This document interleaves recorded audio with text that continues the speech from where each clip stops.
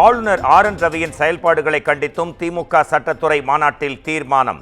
பேரவையை ஆளுநர் அவமதித்த குற்றத்திற்காக தமிழக மக்களிடம் ஆளுநர் மன்னிப்பு கேட்க வேண்டும் என்றும் வலியுறுத்தல்.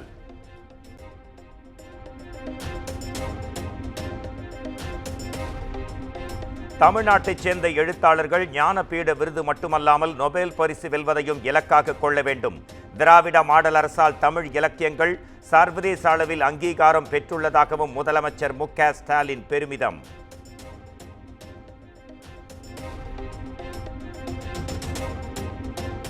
ஈரோடு கிழக்கு இடைத்தேர்தலில் தாக்கல் செய்யப்பட்ட வேட்பு மனுக்கள் மீதான பரிசீலனை நிறைவு. திமுக, நாம் தமிழர் கட்சி வேட்பாளர்கள் உள்பட 58 பேர் வேட்புமனு தாக்கல் செய்த நிலையில் 55 பேரின் வேட்பு மனுக்கள் ஏற்பு.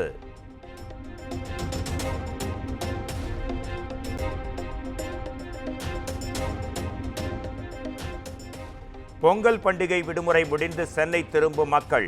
தாம்பரம் ஜிஎஸ்டி சாலையில் கடும் போக்குவரத்து நெரிசல்.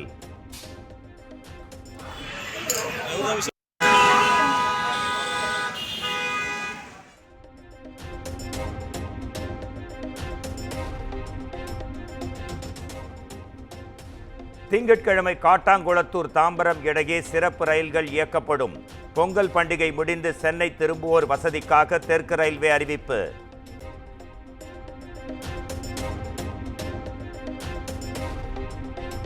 காசி தமிழ்ச் சங்கம நிகழ்ச்சி வாரணாசியில் பிப்ரவரி 15ஆம் தேதி முதல் 24ஆம் தேதி வரை நடைபெறுகிறது. தமிழ்நாட்டிலிருந்து முதல் குழு பிப்ரவரி 13ஆம் தேதி அழைத்துச் செல்லப்படுகிறது.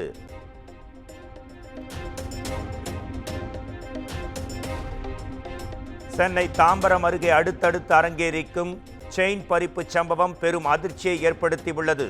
காவல்துறையினரை அரசியல் பழிவாங்குதலுக்கு பயன்படுத்துவதை விட்டுவிட்டு சமூக விரோதிகளுக்கு எதிராக பயன்படுத்த வேண்டும் என்றும் அண்ணாமலை விமர்சனம்.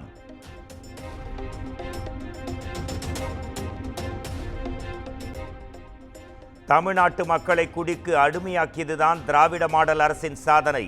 பொங்கல் பண்டிகையை முன்னிட்டு 725 கோடி ரூபாய்க்கு மது விற்பனையானதை சுட்டிக்காட்டிய அன்புமணி ராமதாஸ் கேள்வி.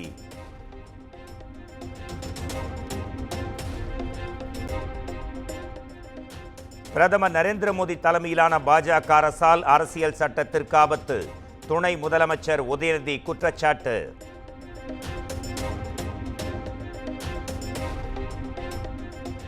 கொசஸ்தலை ஆற்று படுகைகளில் சட்டவிரோதமாக மண் அள்ளுவதை தடுக்க உடனடி நடவடிக்கை எடுக்க வேண்டும்.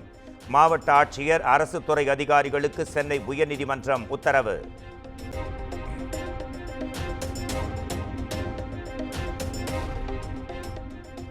சென்னை காமராஜர் சாலையில் வரும் 20, 22, 24ஆம் தேதிகளில் குடியரசு தின அணிவகுப்பு ஒத்திகை நிகழ்ச்சி. போக்குவரத்து மாற்றம் குறித்த அறிவிப்பை வெளியிட்டது சென்னை போக்குவரத்து காவல்துறை.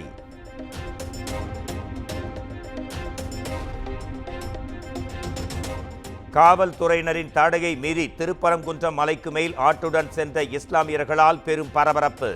போலீசார் தடுத்ததால் காவல்துறைக்கு எதிராக கண்டன முழக்கம் இட்ட ஜமாத் உறுப்பினர்கள்.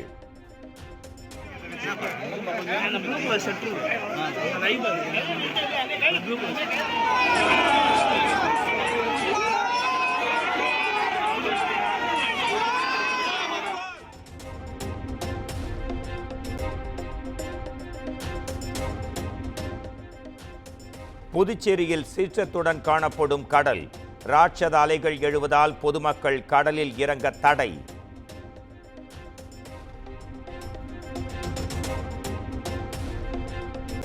நெல்லை, குமரி, தூத்துக்குடி உள்பட 5 மாவட்டங்களில் ஞாயிறன்று கனமழை பெய்யும். தமிழ்நாட்டில் வரும் 21ஆம் தேதி வரை மிதமான மழை பொழியும் என்றும் வானிலை ஆய்வு மையம் கணிப்பு.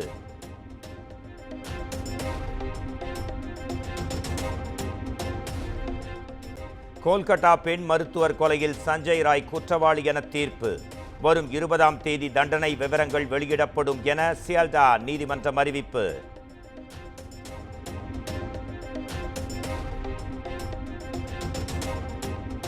அரவிந்த் கெஜ்ரிவால் வாகனத்தின் மீது பாஜக தாக்குதல் நடத்தியதாக ஆம் ஆத்மி புகார். தோல்வி பயத்தில் பாஜக குண்டர்களை அனுப்பியதாக எக்ஸ் தளத்தில் பதிவு.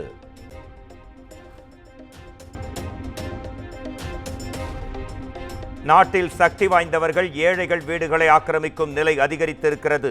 பிரதமர் நரேந்திர மோடி பேச்சு.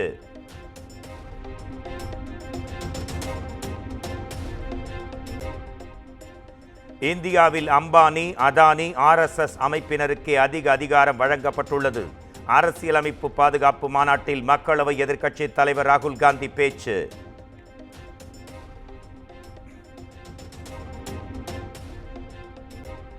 நடிகர் சைஃப் அலி கான் விவகாரத்தில் சந்தேக நபர் மத்திய பிரதேசத்தில் கைது. விசாரணை நடத்தப்பட்டு வருவதாக போலீசார் தகவல்.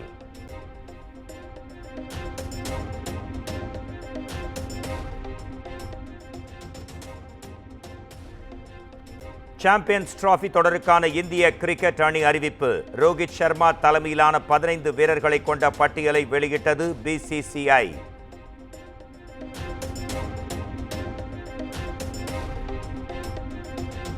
காயத்திலிருந்து மீண்டு வந்த முகமது ஷமி, குல்தீப் யாதவ் ஆகியோருக்கு மீண்டும் இந்திய அணியில் வாய்ப்பு. காயத்தால் அவதிப்பட்டு வரும் பும்ரா உடல் தகுதி நிரூபித்த பிறகே அணியில் தொடர்வார் என்றும் அறிவிப்பு.